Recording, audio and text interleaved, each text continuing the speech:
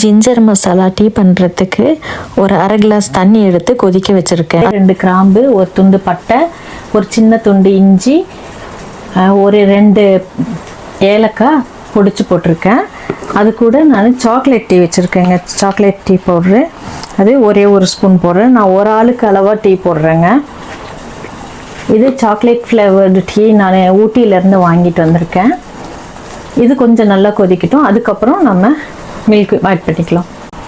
இது நல்லா கொதி வந்துருச்சுங்க. நான் அதில் ஒரு அரை கிளாஸு பால் ஆட் பண்ணிக்கிறேன்.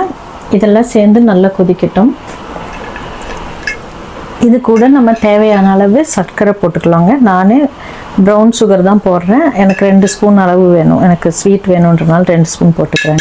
நம்ம போட்டிருக்கிற அந்த பட்டை, கிராம்பு இதெல்லாம் இது கூட சேர்ந்து கொதித்து வரும்போது அந்த ஃப்ளேவர் எல்லாம் உள்ளே இறங்கும். நல்லா இருக்குங்க. ஸ்மெல் இப்போவே நல்லா இருக்குது. பால் ஆட் பண்ணனால பொங்கி பொங்கி வரும். அதனால் நம்ம ஒரு கரண்டி போட்டு கலக்கி விட்டுக்கிட்டே இருந்தோம்னா அது கீழே பொங்கி வராது. ரெடி ஆகிடுச்சுங்க. எல்லாம் நல்லா கொதிஞ்சு வந்துருச்சு.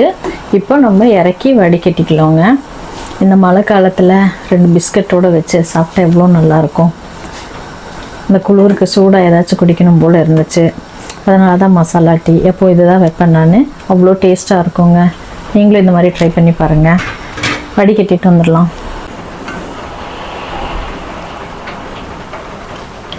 நீங்களும் இந்த மாதிரி டீ ட்ரை பண்ணி பாருங்கள். ரொம்ப நல்லாயிருக்கும். இந்த மசாலாலாம் போடும்போது அந்த ஃப்ளேவரும் நல்லாயிருக்கும், டேஸ்ட்டும் ரொம்ப அருமையாக இருக்குங்க.